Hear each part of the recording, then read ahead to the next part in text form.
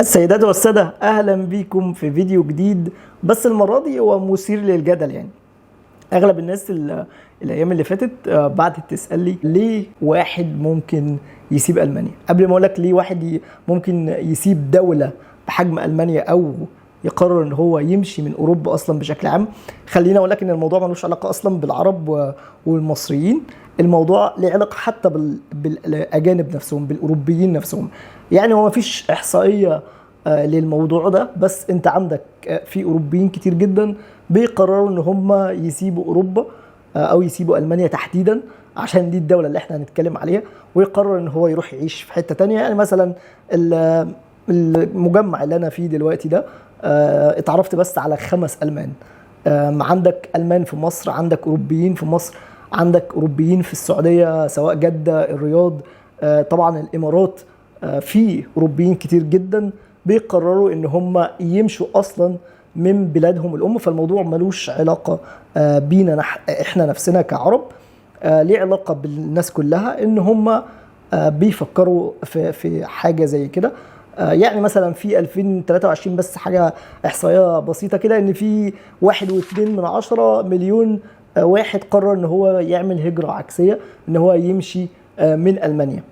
فقبل ما أجاوب على السؤال ده، خليني بس أقول لك حاجة بسيطة كده، إن الموضوع ملوش علاقة أنت تقرر تسافر ولا لأ. يعني زي ما أنا قلت في الفيديو اللي فات، لو جات لك فرصة إن أنت تسافر أوروبا، سافر النهاردة قبل بكرة. ليه بقى؟ لأن اللي بيفكر في قرار إن هو يسيب ألمانيا أو يسيب أوروبا بشكل عام، هو واصل لليفل معين من المميزات مش عايز ينزل عنه، ده كده كده طبيعي. وفي نفس الوقت بيدور على مميزات وتسهيلات وخدمات بالنسبة له تبقى أحسن بكتير من اللي معاه دلوقتي، ومثلا ضرائب أقل وهكذا. فأنت حاليا في مستوى أنت لسه ما وصلتش للليفل اللي هو دور، هو اللي هو وصل له في المميزات والخدمات وتسهيلات حياته وجودة حياته نفسها، عشان ان انت تفكر هو بيفكر في القرار ده صح ولا لا، عشان انت في الليفل بتاع الخدمات والمميزات اقل منه بكتير. ماشي؟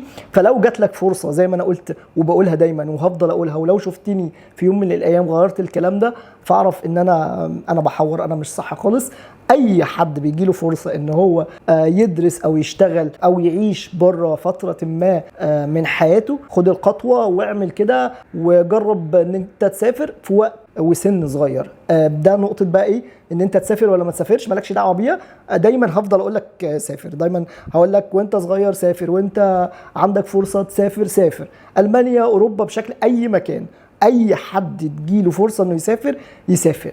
طب الناس دي ليه بتقرر ان هي تمشي من المانيا او تمشي من اوروبا بشكل عام؟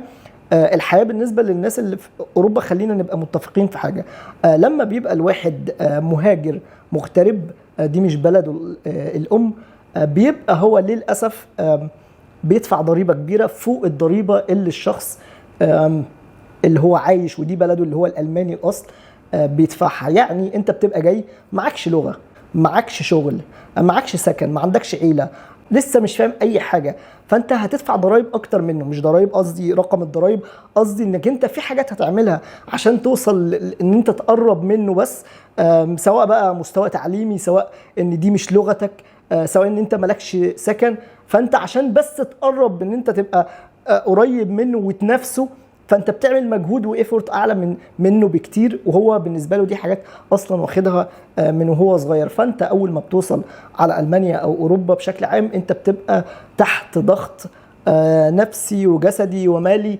رهيب جدا. اللي هو انت بتتعلم اللغه في الاول، لو لقيت شغل او جاي على شغل، فانت محتاج ان انت تطور نفسك بسرعه فيه عشان تقدر تواكب الناس اللي معاك في الشركه، اللي هي دي لغتهم واللي هي دي شغلهم، وهو ده اللي درسوه في البلد. بيعرفوا يتعاملوا ويتواصلوا مع بعض احسن منك بكتير، فبتحاول تطور مهارات التواصل بتاعك عشان تقرب من المستوى بتاعهم. في نفس الوقت انت بتبقى مش فاهم قوانين البلد، فبتصرف برضو مجهود ذهني عشان تفهم قوانين البلد اللي انت هتعيش فيها. فالمغترب بيعيش 5 6 7 8 سنين من عمره دايما بيبذل مجهود اعلى من الناس اللي موجوده بمراحل. وده بيوصلنا للنقطه ان مفيش حد هتشوفه عايش بره خد اي حاجه ببلاش. بمعنى لو شفت واحد في ليفل معين من الشغل نفسك توصل له، فاعرف ان هو عشان يوصل للحاجه دي هو دفع كتير قوي عشان يوصل للحاجه دي. لو شفت حد خد اقامه سواء عاديه او دايمه، خد جنسيه، فهو دفع الضريبه بتاعتها، اشتغل، دفع ضرائب فعليا للبلد، دفع تأمينات، دفع معاشات، اجتهد زي ما بقول لك الحاجات اللي فاتت دي كلها عشان يوصل بس للحاجة دي. فهو ما خدش ببلاش، ما خدش اي حاجة ببلاش، ولا اوروبا ولا المانيا ولا اي دولة في العالم، حتى الخليج بيدوا اي حد حاجة ببلاش. فاي حاجة انت هتشوفها مع اي حد فاعرف ان الشخص ده عشان يوصل لها اقسم بالله بذل مجهود فلكي عشان يوصل للحاجه دي.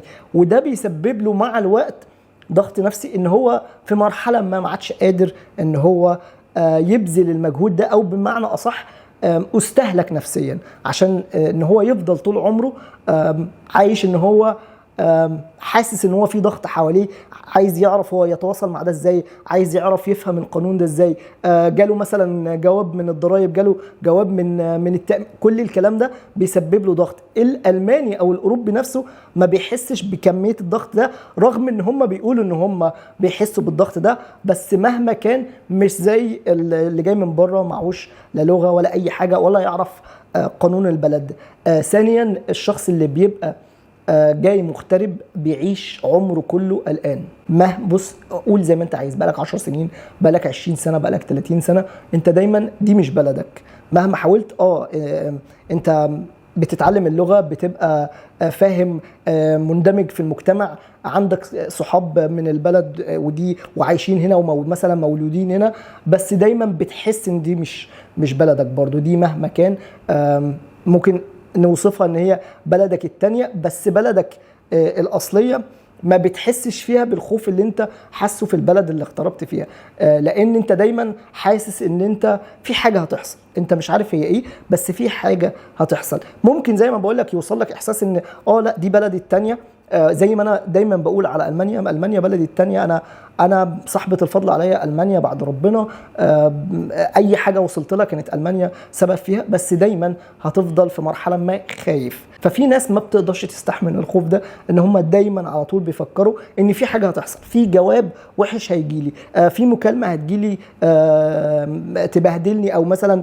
تأذيني نفسيا، هترفد بكرة من شغلي، التأمين هيبعت لي جواب. فدايما حاسس ان هو قلقان وخايف، وده اللي بيخلي حتى الأوروبيين نفسهم يقرروا ان هم يمشوا من البلد، ان هو برضو بيحصل عليه ضغط، جوابات بيروقراطية، مش حاسس ان هو اللي هو بياخده من خدمات يستحق كمية الضرائب الكتيرة اللي هو بيدفعها، لانك بتدفع في اوروبا رقم محترم جدا من دخلك، اللي مع الوقت بتبدأ تحس ان هو طب ما في دول تانية انا ما بدفعش فيها كمية الضرائب دي، ليه انا افضل في البلد؟ ففي ناس كتير بتفكر في الحتة دي.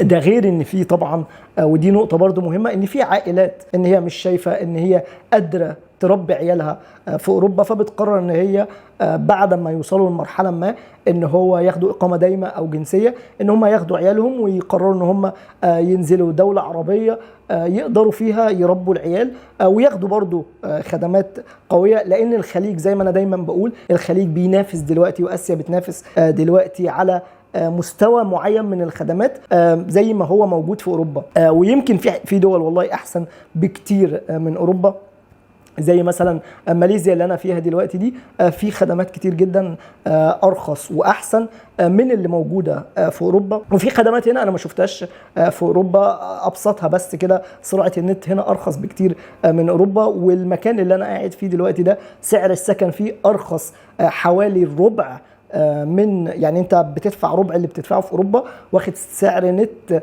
ارخص من اللي بدفعه في اوروبا حوالي النص، واخد 3 اضعاف السرعه. ففي مميزات كتير جدا في اسيا والخليج الناس دي بتدور عليها.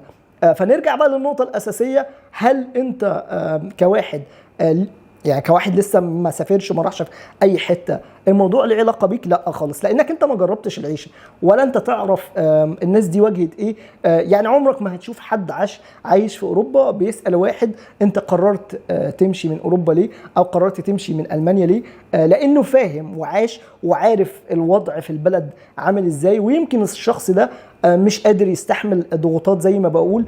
فعمر ما هتشوف حد عايش في المكان ده قرر ان هو يسال حد انت ليه خدت القرار ده. فانت مالكش انك تسال ده ليه بقى؟ لانك ما تعرفش، لانك ما جربتش، لانك لسه ما رحتش. فلما ربنا يكرمك وتروح هتبدا مداركك تتوسع وتبدا تفهم الشخص ده ليه ياخد قرار زي ده. والمشكله الاكتر ان هو في ناس شايفه ان اي حاجه الشخص ده وصل له، وده كنت بشوفها في الايام اللي فاتت كتير قوي، ان هو انت عملت كده عشان خدت الجنسيه، وايه اللي يمنع ما اعمل كده عشان خدت الجنسيه؟ هل انا خدتها ببلاش؟ هل انا مثلا ما تعبتش وبذلت مجهود عشان اخدها؟ هل مثلا دي حاجه مش قانونيه ان الواحد يقرر ان هو ياخد فتره في دوله تانية ويرجع لبلده التانية او يرجع للبلد اللي هو اتغرب فيها؟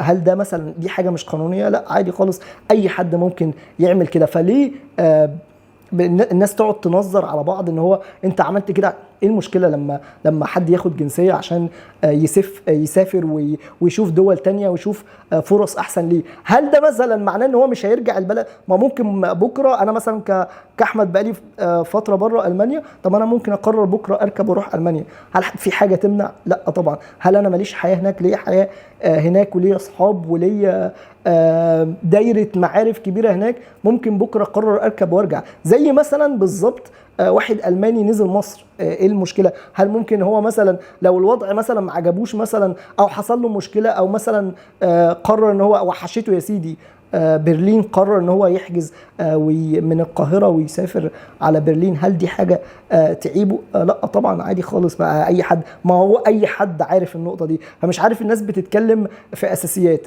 وعندي نصيحه كده بس لازم كل واحد يفكر فيها.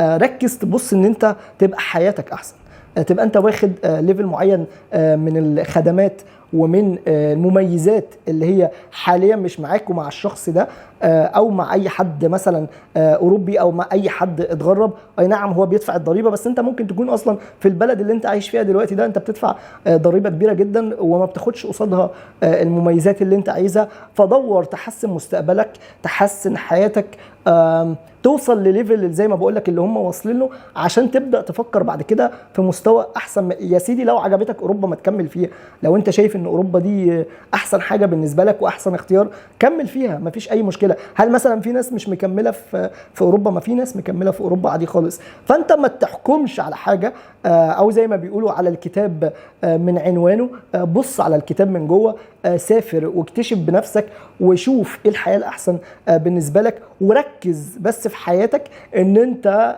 تبقى احسن فيها، تبقى انت واصل لمستوى معين من الرفاهيه وكواليتي اوف لايف وجوده الحياه تخليك بعد كده تفكر في ليفل احسن. لان دي حاجه طبيعيه جدا وحاجه في الدين اصلا ان انت دايما تدور على الاحسن في حياتك. اي نعم تبقى راضي باللي معاك. اللي انا دايما بقوله ان اي حد تشوفه ما بيشكرش النعمه اللي كانت معاه واللي هي معاه ما زالت، وان هو ربنا بس اداله الفرصه ان هو يطلع مثلا اوروبا وياخد فرصه شغل او اقامه او دراسه، ما بتشوفوش يشكر النعمه دي كل شويه، فاعرف ان هو عنده مشكله.